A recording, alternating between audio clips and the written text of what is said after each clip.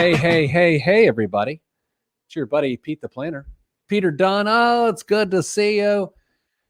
And just so you know, if you're listening on the podcast right now, boy, do I have something important to share with you. We have changed the format of the podcast because of popular demand. You will no longer just hear the radio show produced in a somewhat formal and professional way. You are about to hear the show behind the show, which is the live recording of the show on Fridays at noon, live on Facebook Live. This is Damian. You'll get all the witty banter that Dame and I have to offer you between the segments. People say they like it. You're allowed to comment. Our normal viewers on Facebook often contribute to the show, and it really becomes the best part of the show. And sometimes we can't talk about this stuff on the air. So the podcast has now evolved into a free form, no segments. It's just one big jambalaya of fun. Introducing Damian Dunn, everybody. I would also like to remind people that as they are listening to the podcast or the whatever you may be consuming right now, feel free to comment right now as well. We probably just won't know about it, but feel free to make your feelings known. Dame, I feel like I'm going to wait a couple seconds for some people to gather. I mean, our normals are coming in, our regulars, I should say. No one's normal on this show. I'm going to go ahead and just make the announcement as to what the show's going to look like next year. I'm just going to do it. All right, go have at it. Well, people are coming in right now. All right. So again, if you're listening to the podcast, I don't have to really repeat myself because you wouldn't have not gotten to this point of the show without the first part of the show, as that's how podcast works. Hello, Mary Lou. Hello, Blake. Welcome to the show today. It's good to be with you. Dame, we have not done a pre-production meeting this week, which means the pre-production meeting, as you know, begins right now. All right. So let's do, Oz sent over some questions this week. Let's do, what did we decide we were going to do? What did we decide we were going to do? Oh, that was me. I decided, okay, we're going to do my column for IBJ this week, which you've not read. Nope. Then, oddly enough, I took a phone call from a hospitality worker this week who has a really unique situation. So I'm going to try to remember the details of that, and we're going to make that a segment. To which I have no information on either. Yeah, exactly. And then finally, the cost of older homes, which is that final question that Oz put into the Slack channel this week. Hello, Anne. Welcome to the show. Good to be with you. I like your emoji of a person waving. Dame, I'm going to go ahead and just get there and talk about what we're doing on the show next year, 2021. Are you ready to go? Let the people have it. Okay, so just for some background here. Oh, Dame is low volume. Chuck is telling us that Dame is at low volume. Well, Pete, I can try and fix that, but I'm going to have to crank up the gain, which is potentially going to blow your eardrums out. So, no, it won't, because I'll switch back to the other side. Okay, all right. So,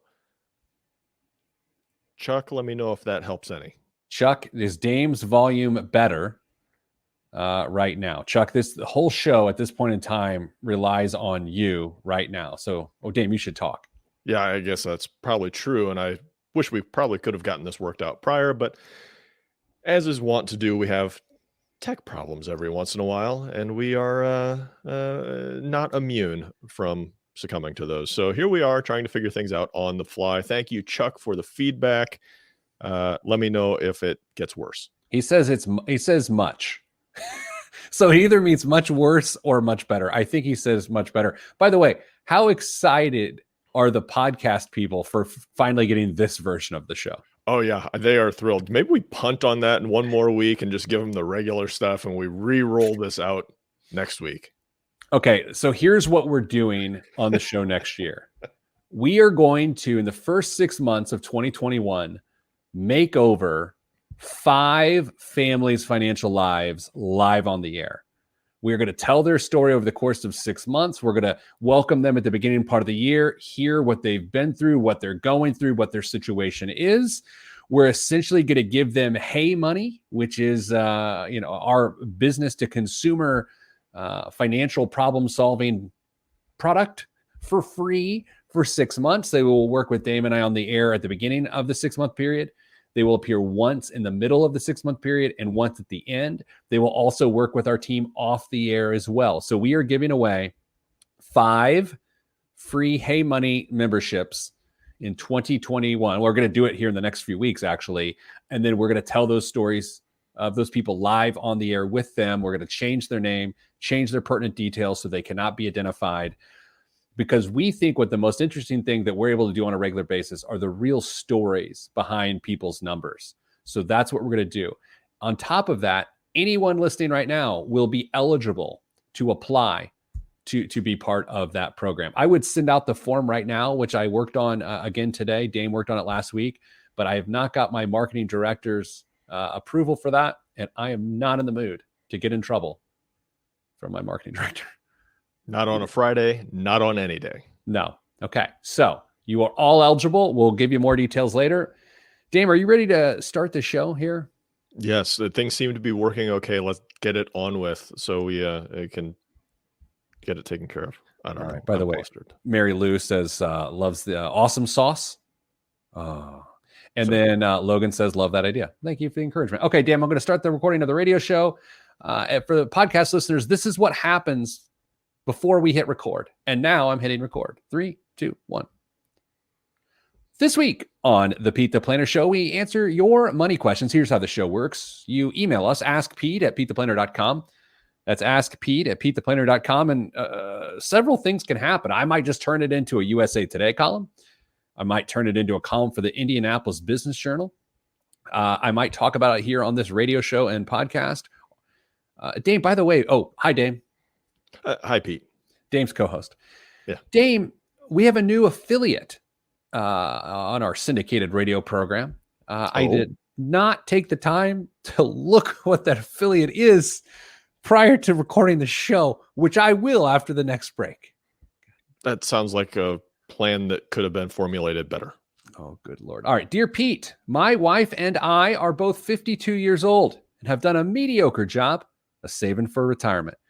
Based on every online calculator I've used, we're falling short of our retirement goals, and the goals are rather modest. But it's not like we're living an extravagant life right now. Between our mortgage, our car payments, and our kids' college educations, we don't have much left each month. We can't be the only people in this situation. What do you tell people who are scraping by now and are headed toward a not so great retirement? Let me see who wrote that email. Brian in Indianapolis. All right, Dame. What do you think? I'll give you the first crack. This was my IBJ column this week. So there are wrong answers, Dame. Go ahead. Oh, fantastic. Let me see if I can come up with a couple of those. Brian, you may have to shift your idea and concept of what retirement's going to look like going forward. I think you may be into a little bit of a, I don't want to say a rude awakening necessarily, but the things that you may have envisioned are going to have to change a little bit. Pete, are you agree with me on that? Well, I do agree with you for that. I would say this, that most people, when they begin to think about their retirement shortfalls, they think about how the fact that they don't have a lot of money, right? They're like, okay, well, based on the calculators, we're not going to have a lot of money. And what they inconveniently neglect is when you're in this position, the goal is to not need a lot of money, right? Mm-hmm. And so they focus all their attention on what they don't have, which is money, when in fact, what they should focus their attention on is eliminating the obligations which make retirement seem impossible. And as I went on to say in the column, which may be the low point of my writing career, I compared it to the scene in Lady and the Tramp, when Lady, the dog, and the tramp, the other dog, are eating a pasta meal in an alley outside of a restaurant. And Lady is sucking the noodle from one end, and the tramp is consuming the noodle from the other end, and they come in for a dog kiss right in the middle. And the metaphor there is that you got to attack the problem from both ends. I really did write that. I really did. That got published? We'll see at 2 p.m. today. They do have editors there, right? I don't know. They may go out of business if they print that. Okay, but what happens is if you are able to reduce your expenses, then in reducing your expenses and eliminating those obligations, the money that used to be going towards those expenses can then go to accumulate off to the side, which raises your pool of assets while you've decreased your need for assets. And it's like a two dogs meet in the middle of a noodle for a kiss. It's a perfect metaphor. Sure. Yeah, you go right ahead and think that. But you're right. There's a change in lifestyle that's going to have to happen. You're right. Get rid of some expenses, if at all possible, before you retire, to reduce that dependency on the income that you're making now, and then make sure you're spending it wisely going forward. So if you're on a fixed income, which is something that we run into all the time here, retirement didn't shape up the way you thought it was going to for whatever reason, and you've only got X amount of dollars to use in retirement. Well, it's actually what a lot of people have to deal with, whether they achieve their retirement goals or not. You have a fixed income in retirement.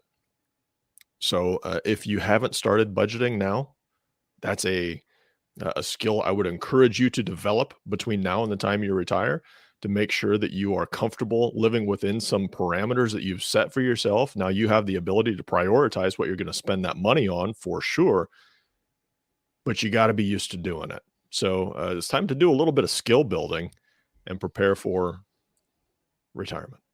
Dame, did you notice those three expenses that they said were really hurting their financial life right now? There was their mortgage, car payments, and college for their kids. All three of those things can be eliminated. Absolutely. So, it'll take a little bit of effort, most likely, and probably sacrifice right now, if we're perfectly honest. But they are hopefully achievable goals. Yeah, I think the bigger point here is, if your focus is on the assets you don't have, which makes you feel helpless, you're not going to be motivated to just keep, a drop in the bucket sort of idea. If you see a point to your sacrifice and to your change in behavior, and the point is to eliminate financial obligations, they should be good to go. They're 52. So Dame, even if they refinance to a 15-year mortgage right now, they'll have that mortgage eliminated by the time they retire. The car payments are clearly be gone. And depending on what they did for college, that could be done too. I'm making up numbers here because they didn't give me any numbers. Go figure. Let's say, and I'll be very conservative, let's say they have a total of $500 a month in car payments. Let's say they have $1,000 mortgage. And let's say that college is for some reason only costing them $1,000 a month, or $500 for that month. We're talking between $2,000 to $2,500 a month, $30,000 a year of net income that they don't need if they can eliminate those obligations. And Dave, the math's not that hard.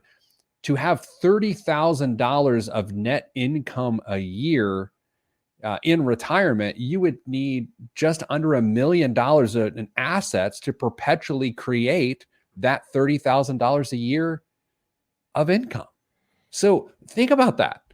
Not that you would permanently have a house payment or permanently have any of those payments, but to afford the lifestyle they're living now, they would need an additional $1 million in assets to create that income stream in retirement. And just by shifting your focus, much like Lady and the Tramp,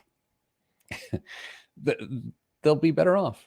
The Lady and the Tramp thing, I don't know if that will go down as my weirdest metaphor in writing history. The other one, I was explaining a life insurance concept once in USA Today, and I said, it's sort of like the two-man luge. You don't know how or why anyone decided that was a good idea, right? Like just like two people in skin suits laying on top of each other going down a hill on ice. Like at what point you're like, yeah, let's do this. I'm just glad there's not two-man skeleton. Yeah, that would seem awkward at best. Dame, I did want to take this time to welcome to the show WVKI in Knox, Indiana, 99.3 FM and 1520 AM. Aren't you glad you made that decision, program director? Boy. Yes, of course he is. They are. Oh, man. The growing list of affiliates. Oh, man. All right, Dame. So here's what we're going to do. Coming up after the break here in a little bit, We're going to talk about actually a situation. I talked to a couple on the phone this week. I'm going to strip their names away, try to strip their details away so we can tell their story. Pretty interesting stuff. It was one of the more unusual calls I've had of people in that sort of situation. Then we're going to talk about the cost of older homes. If you got a 100-year-old home, it's going to cost you. Things don't work. They break, even though things 100 years ago were still made better than most of the things made today. We'll do all that next. If you want to catch the show later, you didn't catch the beginning, go to PeteThePlanner.com, find the podcast, and subscribe, review, and leave beautiful comments about my metaphors then. We'll be back right after this. I'm Pete the Planner, and this is the show. Dave, that was me stretching out, trying to hit the post. I don't know if it was beautiful or not. Did you see how low my levels were on the radio side? Yeah, it fixes it. Okay, as long as you're confident in it, I want to make sure. Well, I'm not confident. I thought it was a good idea to do the late. Okay, so let's put it to the audience here.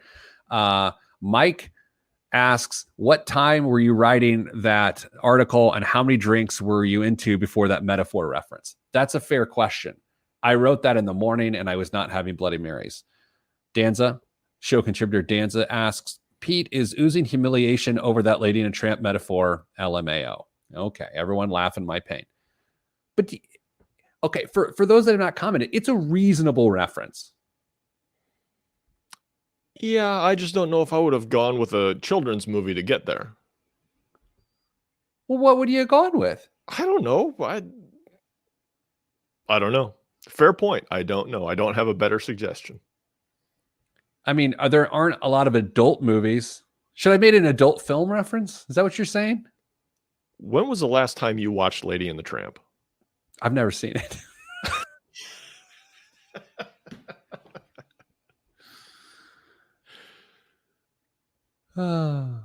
Damn. I'm looking at the radio. I'm trying to reset the audio. It's not resetting. This is a great day. Mine reset. Well, it says it's still running health checks, but really? A little thing popped up and said, you guys, so podcast people, this is what you miss out on. This is what you miss out on by just listening to the normal old show here. Boy, aren't you glad we switched formats? Damian, it's nice to add that other affiliate. I think, what are we, 5, 6 affiliates deep at this point? Something like that. We're all over. We're statewide. My man, Kyle, is the one who sets those up at Emmis and Radio Indiana. I'll just tell you this. It would probably help a brother out if I named the affiliates and had a list of them ready to go on the air. Boy, oh boy. All right, Dame. I don't think you can go yet. All right, so resetting the radio. For those that are on the podcast listening for the first time, we have to hit certain times within the radio show. The first segment is 9 minutes and 22 seconds. The second segment is 9 minutes and 23 seconds. The third segment is 9 minutes and 40 seconds. And the fourth segment is 9 minutes and 40 seconds. So that is the process that we're going through right now. And Dame, you just failed the health check on the radio side. I'm going to hit reply or refresh. Hang on. What indie stations are you on? Chuck asked on Facebook Live. Well, we are on 93 WIBC FM Sunday afternoons at 4 p.m. So that is the original airing of the show on our flagship station. I will say this though, we have, Dan, what are some of our affiliates? We have Kokomo, which is WIOU. You can't forget what that is. One. WIOU. We've got one up in Decatur, right? Do we have one there? Noble County, up in Kendallville. How come? Now I filled the health recording here now, Dame. Oh, this is Oz from our team who's watching the stream live. Just sent me a list of our affiliates. Because she's clutch. She's the best. All right, here's what they are, everybody. Because you asked, Chuck. And because it's some sort of vanity play for me to list all of these. WAWK, The Hawk, Kendallville. That's Kendallville. WIBC in Indianapolis. WIOU in Kokomo, 1350 a.m. WTRE in Greensburg, 1330 a.m. WTRC FM, Michiana Zone, 95.3. 95.3 WTRC. And then WVKI in Knox. There you go. Let's hope our recording equipment has now worked. Boy, that's fun. Okay. Oh, Dame, how about this for a new intro? Ladies and gentlemen, boys and girls, children of all ages, get ready to be amazed. Did you like that? I think that might be setting expectations we can't meet. Okay. All right.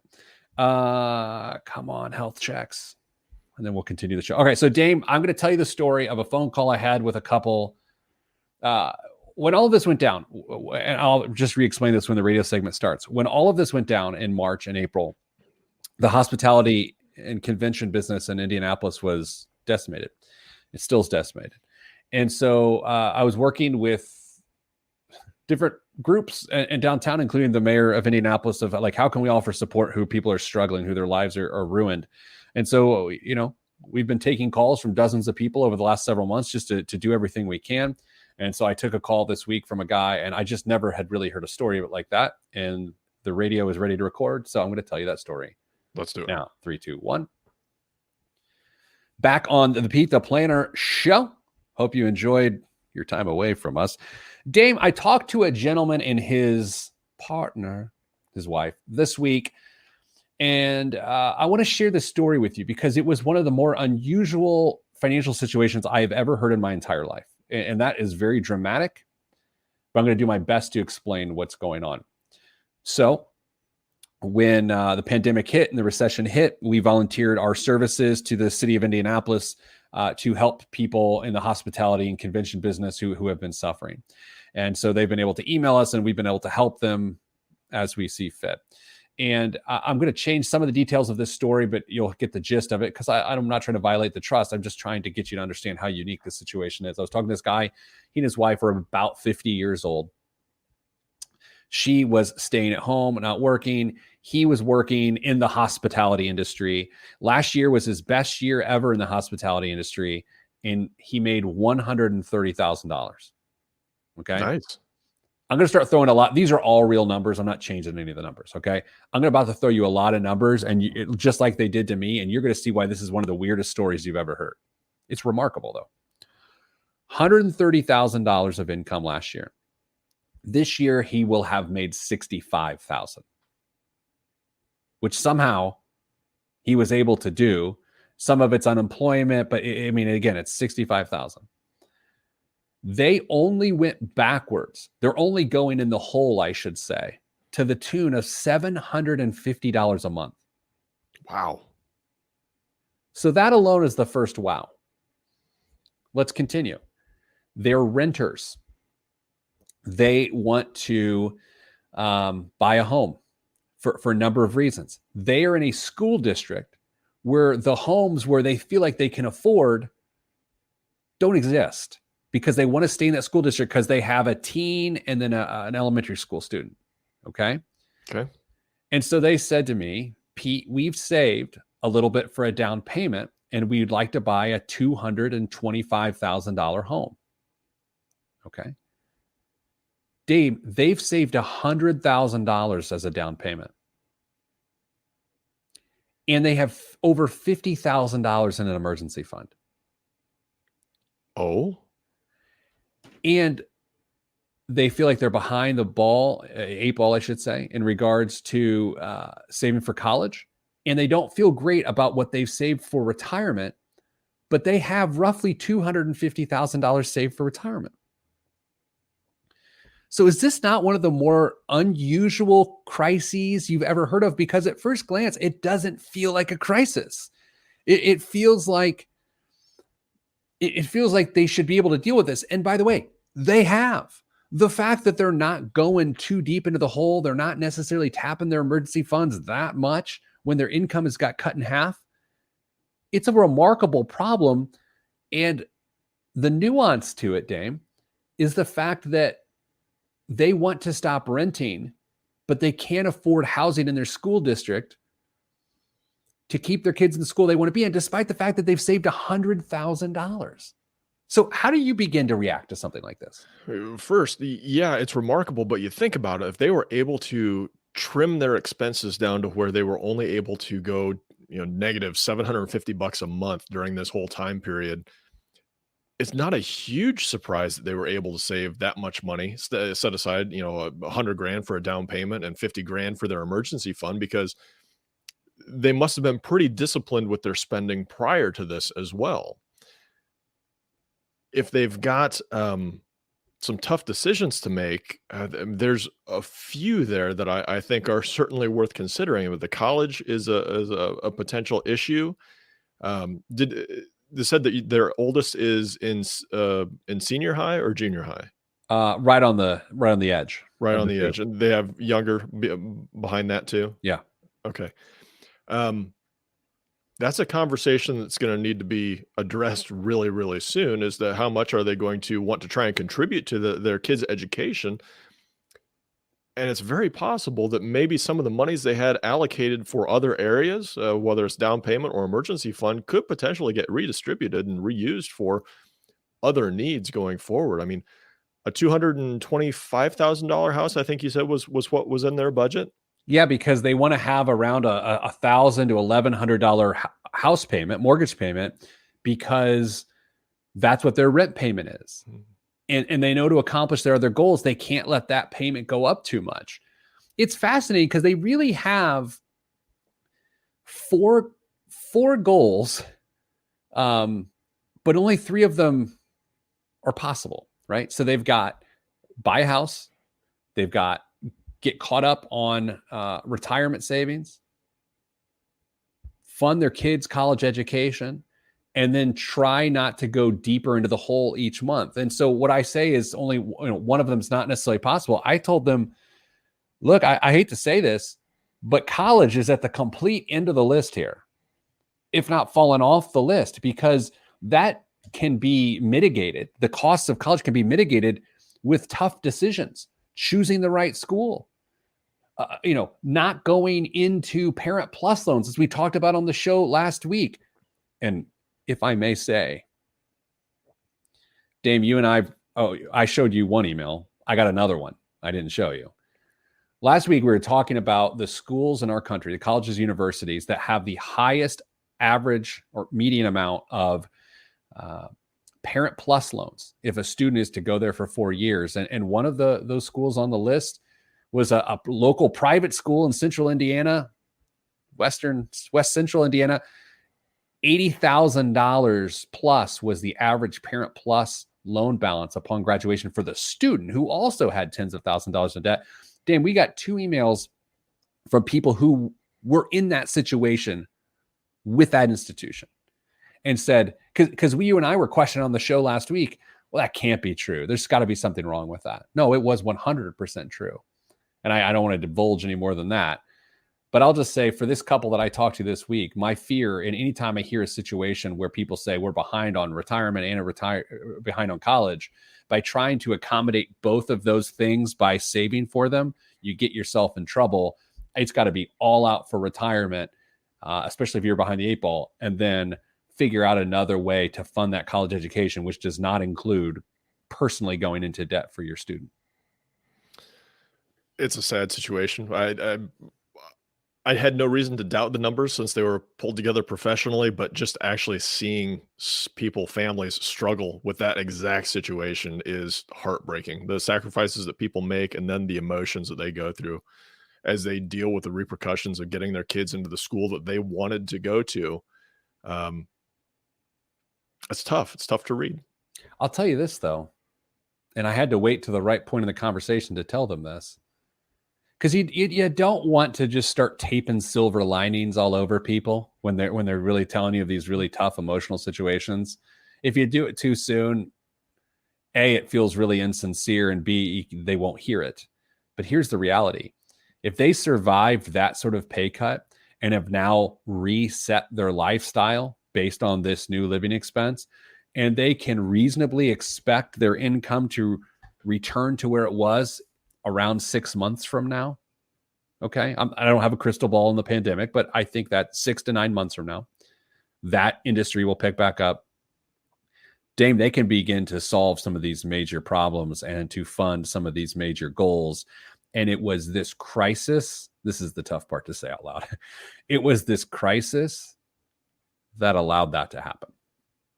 Isn't that where this gets gross? Like, because we're like, hey, good thing for this crisis, or we never would have been able to retire. But it's true. We've actually talked to more than one family, similar situations where it wasn't nearly as bad as what the situation is, but they were able to focus on the situation and prioritize what they wanted to accomplish. All right, Dame, coming up after the break, we're going to talk about the cost of owning an older home. This Old House, starring Damian and Peter Dunn. No relation. All that's next on the Pete the Planner Show. I'm Pete the Planner. Isn't that one of the weirder crises you've ever heard of? I would love to know more about that. I have a note for you after the show about that. It's to have 150 grand sitting in cash.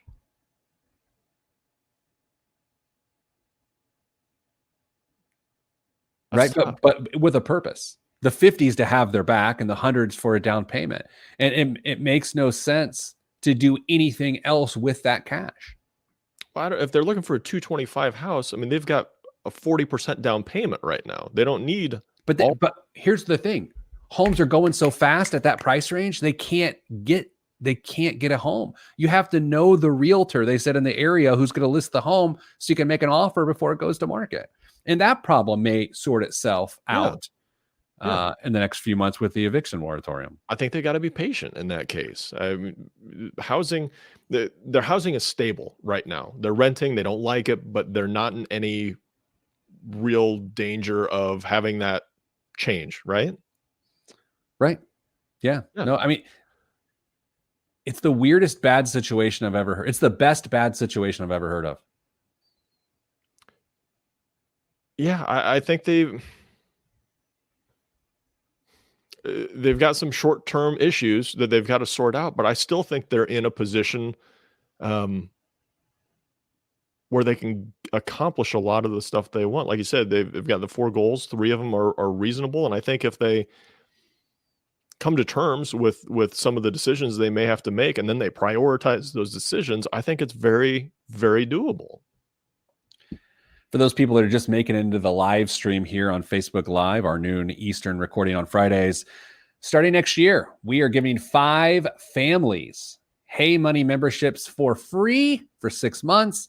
And we are following their financial stories and journeys live on the air with us. We will do an initial introduction of that family story with them live on the air at the beginning of the 6-month period.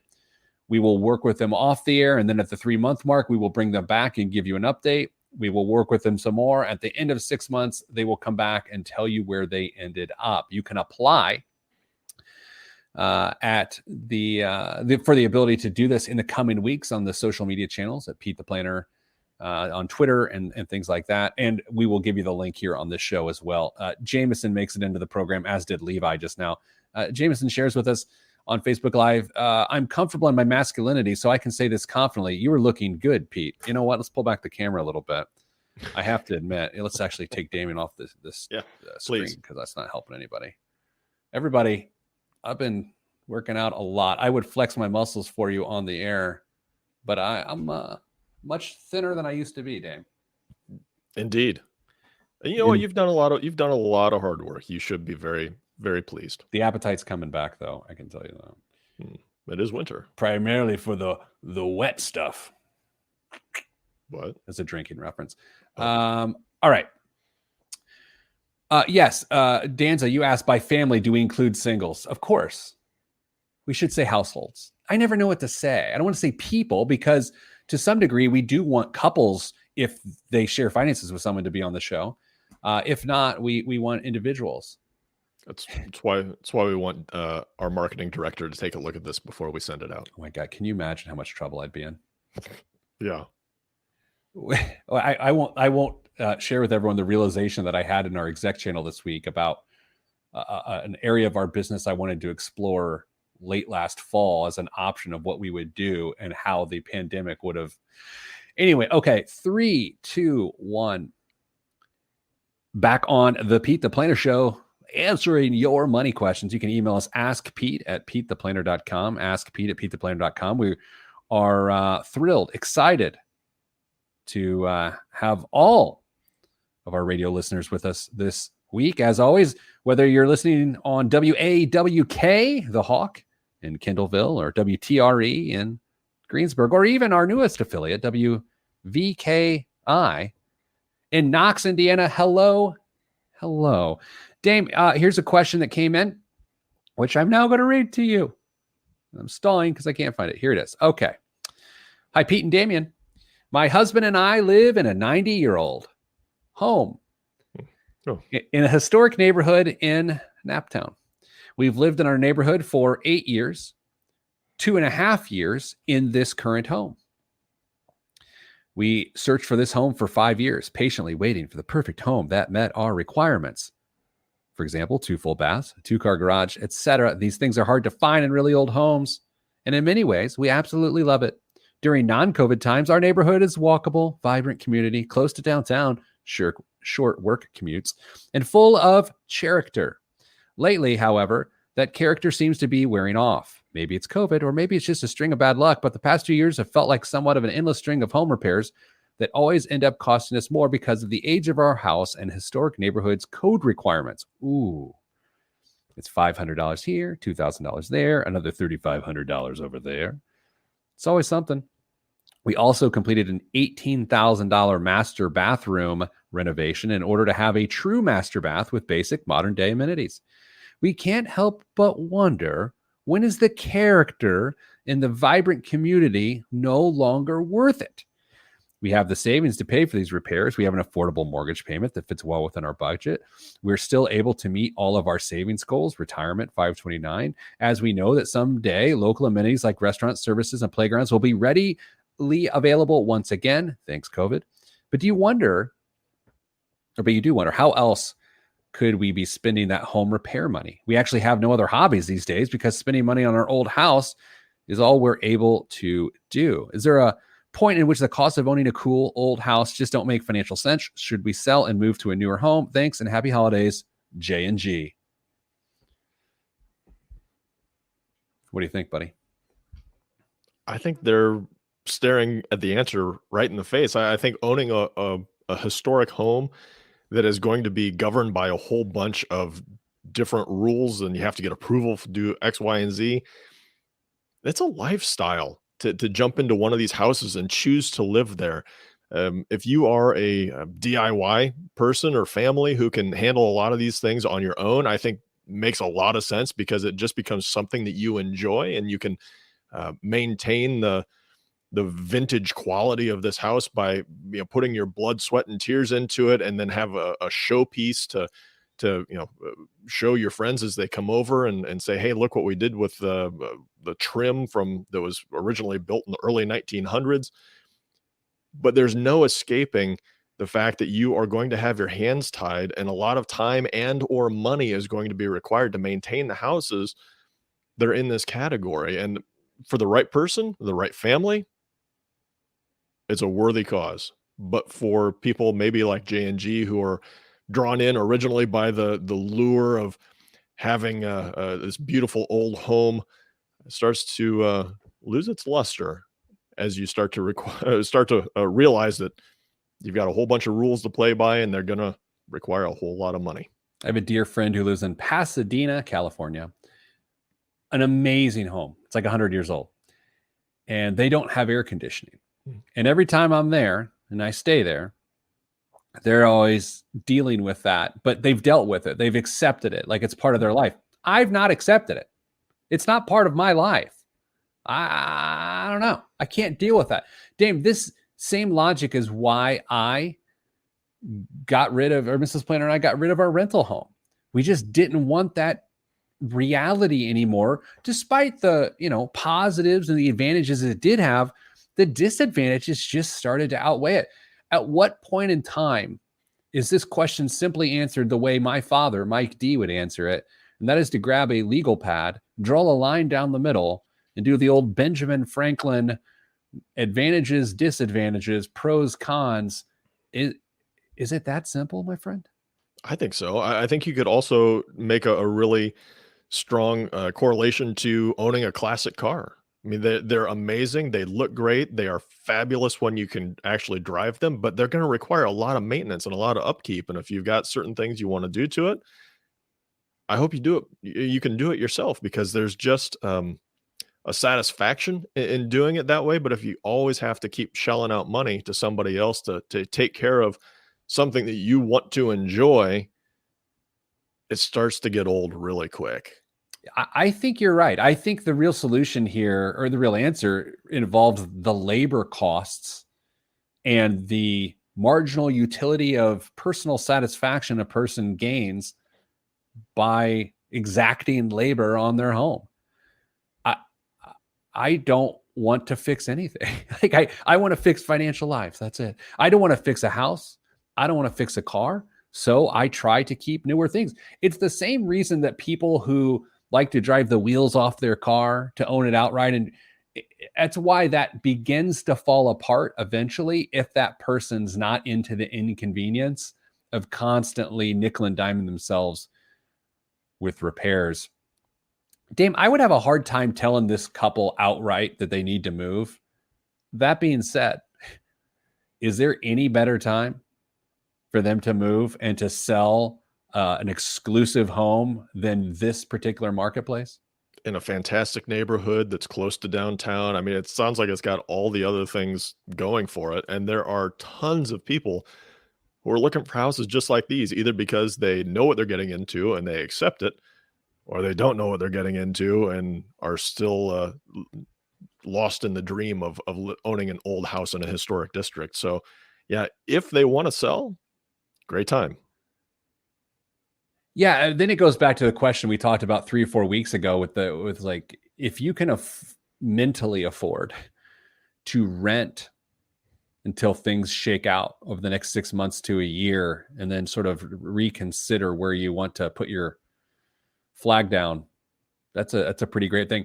And I've told you the story. I've told this story everywhere I go of a friend that was in a very, very similar situation to this, except that they couldn't easily handle the financial ramifications of what we're talking about, like, which is the more common reality, right? And so when they finally came to the conclusion it was time to vamonos, it changed their life in a dramatic way financially. These folks, I'm not so sure it changes their financial reality as much as it would change their mental state of being, but they could just be worn down that, oh, this is just another piece of chaos in this year 2020. Do you think it's a big part of it too? Sure. The financial, the stress that it puts on you mentally, both financially and just wondering what you're going to have to fix this month, is something that you don't want to have to live with on a month in, month out basis. So if they can eliminate that from their lives, then there's a good chance that they'll be happier, and then they'll also have that extra cash to do whatever the heck they want. Maybe they go stay at a historic home as a B&B a couple times a year once COVID's passed, just to get that feel, if that's what they're chasing. How did Airbnb's IPO go up? Like, how did it double? Help me understand. It opened almost double what it was going to issue.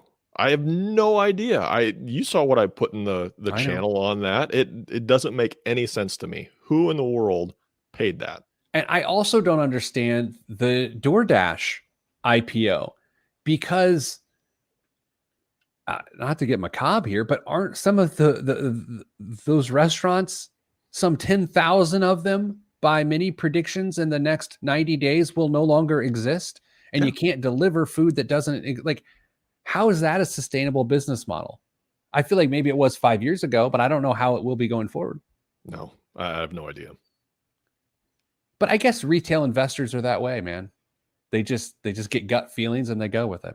All right, coming up after the break, biggest waste of money of the week and the news with Dame, a la Christy Lee. All that's next. I'm Pete the Planner. Does this not feel a lot like the tech bubble, where people were just throwing stupid money into the market and saying, hey, look, I got another winner and this is so easy. I can't believe I've paid somebody to do this. And people have made a lot of money this year through nothing more than dumb luck. And I have a really bad feeling that when things turn around, and it feels so weird to say because we just experienced a 30% drawdown in the markets, and yet people are still making money hand over fist. They have already forgotten how quickly their fortunes can turn around and shrink by a massive amount. I have an idea with no data that the Robinhood set, who's just learned to invest this year, there it is. Craig P. Anderson, friend of the show, just says on Facebook Live, bored people just sitting around at home driving up stocks. Yeah, I think it's the Robinhood crew. And that's a placeholder for people of that thinking that are like, oh, IPO, I've heard about these. And then they jump in. And I think that's what's driving these prices up. Dame, also help me understand how Facebook retained its value the day it was announced that the government's trying to break up Facebook. How did Facebook not dive 20% when that happened? Maybe people are thinking, well, gosh, if it gets broken up, I'll own 5 different companies instead of just one. And, maybe 2 of those will hit in the long run. I have no idea what people are thinking. People haven't learned to invest this year. They've learned to put money into the stock market and watch it go up. Part of investing is being okay once your returns go the opposite way and still staying with it. What a lot of the people, the Robinhood set or whatever you want to call them, have learned is only half of the equation at this point. And I, of course, am an antitrust litigator. There's no way Facebook gets broken up. No way. I don't know. I haven't paid attention that much to it to see why they think they should be broken up. All right, it's time to enter this week's biggest waste of money of the week. You ready, Dame? Yes. 3, 2, 1. Oh, we still have health checks running. Oh boy. 3, 2, 1. Zencastr. If you happen to be on the executive team of Zencastr and you're watching the live stream today, do better. Come on, bro. You're killing me. All right, 3, 2, 1.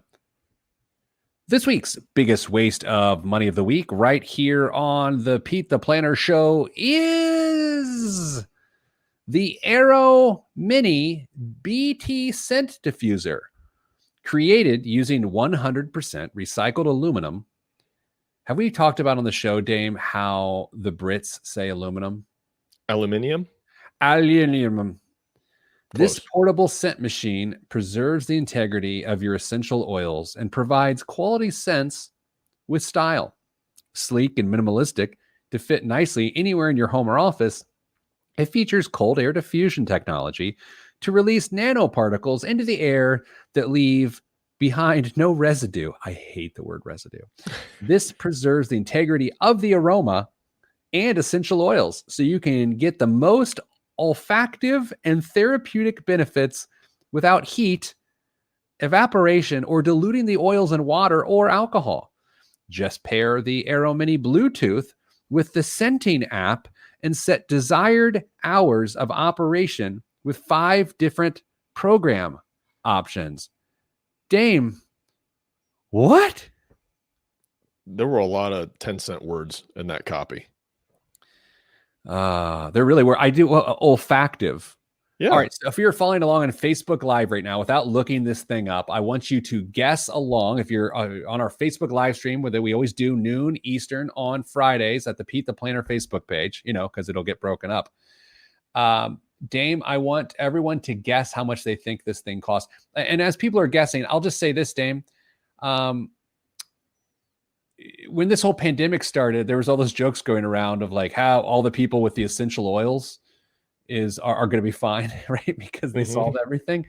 And then the other thing that occurred to me is how often prior to the year 2020 did you ever hear anyone talk about nanoparticles in the air? Never. Okay. Oh, wait. Someone just said they got their wife this for Christmas on our Facebook channel. I think they're joking. Oh, no. All right. So here are the guesses. $288, $799, $600, $1,000, $329, $400, $500, $499. Dame, what say you? I say $99.99 unless it's on sale at the Sharper Image, and then it's $180. No, I'm sorry. Sharper Image only sells Trump steaks now $349 is the answer. $349. Oof. He was joking, by the way. All right, Dame, what's in the news this week? We're going to start the news with some decidedly non-financial news this week. Hope you're okay with the surprise. In order to make this work, though, Pete, I'd like you to tell me the first thing that comes to mind when I say a phrase. For example, if I say the Indy 500, you would say? Ari Leyendijk. I don't know why. Okay, that's Ari Leyendijk, the good. Flying Dutchman. Yeah. All right, now the phrases I'm going to say are going to be connected. They're going to help lead us to the story. Keep that in mind. Are you ready? Yes. Mini movie on the Lifetime channel. Mini movie on the Lifetime channel. What do I think about? Yeah, what's the first thing that comes to mind? Good answer. Moving on. Okay. Presented by Kentucky Fried Chicken. Oh, I saw this news story. Starring Mario Lopez as Colonel Sanders. That's right. The Colonel is coming to the small screen, Pete. A Recipe for Seduction will first air this Sunday, December 13th. On Is that the real? Lifetime channel. Yes. Yes. I can't give away too much of the plot, Pete, but I've heard it's finger licking good. Oh, that's terrible, Dame. I will tell you this. I have an actual personal conundrum going on right now that I want to talk to you about. Oh, right now? Yes. Okay. After the show today, there's two things I'd like to get done, and neither of them interact with each other. I have to choose. One, I'd like to go eat a McRib because I enjoy a McRib, and I've not had one in a decade or more. And I know they're coming back. I know they'll be here for a while, but it got in my head last night, and I can't let it go. The other thing I need to do is to run 5 miles. So it's not like the two things, again, can complement each other because I don't have time to do Run both. to McDonald's. Oh, my God. You are a brilliant problem solver. Problem solved. What else is in the news?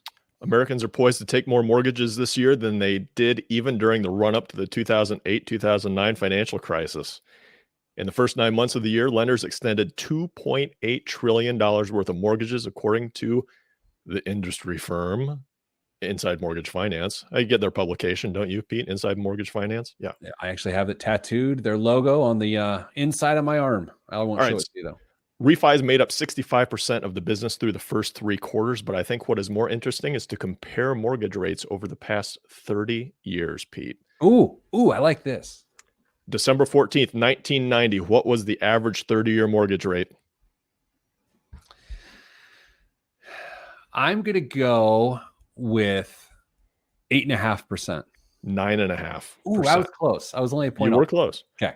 10 years later, December 8th of 2000, the 30-year rate was 7.5%. 7.54. Very good. Oh my gosh. December 23rd, 2010. 6.5%. 4.8. Ooh. And then this year, 2.71. That's wild. It's insane. Absolutely insane. Okay, so this idea of can't go much lower, can people still say that? Because it can. I mean, technically it could. I had a friend lock in a 15-year just this week. Pretty good rate. I double-checked the rates, I think yesterday or the day before, to see if I could finagle a 10-year. It's just not worth it. That's what we've had the same conversation. Like we refinanced to a 15 this year, and then we're like, man, if rates stay this low for a couple of years, do we go ahead and refinance again to a 10? And of course, it comes down to the math. You figure out what the difference is, and if you're better ahead, just throw in extra cash at your 15. But that's neither here nor there. Would you like to hear the next story, Pete? Si, senor. Amazon announced an effort Thursday aiming to help 29 million people worldwide retrain by 2025, giving them new skills for cloud computing roles as the pandemic upends many careers. Okay, what I do like about this is that it is in a way altruistic, but also in a way incredibly self-serving because they're trying to create their own farm system, right? They're trying to, in a very intelligent way, a rising tide raises all ships or something like that. Yeah. Help everyone, but since they're the biggest player, it helps them the most. I I can't find something I don't like about this. And it's free. It's free to the person that's getting the education. So I'm all for it. You know what's strange, and it's not really a political comment, is that there's certain lobbies, special interest groups, I should say, with older technology, older concepts that we've been trying to change, but because those older lobbies have so much power, progress doesn't happen. And therefore we have a very efficient and sometimes dangerous or damaging thing continuing. Part of me thinks, while this is a great program for Amazon, the powers that be are not going to make it that simple to move the American worker into the more technology side of things. I feel like there will be a fight to maintain the current way of employment, if that makes any sense. I'm using so many coded words, I'm not sure it does. I'm not sure that, if things keep progressing, I don't know if there'll be much choice that the powers that be, whoever they are, would be able to keep people where they are. They'll need to have retrained people to help them in other areas. All right, Damon, our last 40 seconds of the show this week, I'm putting it to you. It is December 11th as we record this show. Will there be a stimulus plan passed and signed by President Trump prior to the end of 2020? Yes. Okay. I'm going to take no. I've held out a small degree of faith in those people, and they continuously punch it right in the teeth. Dane, that's all we have time for this week on the show. So I'm sending you good vibes because good vibes are all that's in the budget. I'm Pete the Planner, and this is the Pete the Planner Show. Well, there we go. Just like that. Thank you for attending the performance. And a special thanks to all those who helped with the show. Man, Zencaster, you made our life HE double hockey sticks this week. You really did. Get it together, Zencaster. So, Dame, the question in front of us right now, that we only have one question to answer before we send everyone on their way. Do we make this the first version of the new podcast or not? I know what I think. I don't know. I'll decide over the weekend. Craig, you weren't barging in on the show. We invited you. You were the best thing that's been on the show this year. All right, Dame, I got to go because I have to shoot some videos. And then I want to tell you the end of the story about the couple that called. And then, which now I forgot what that detail is. Oh, I remember now. Hey, everybody. I hope you have a good week. It's been great.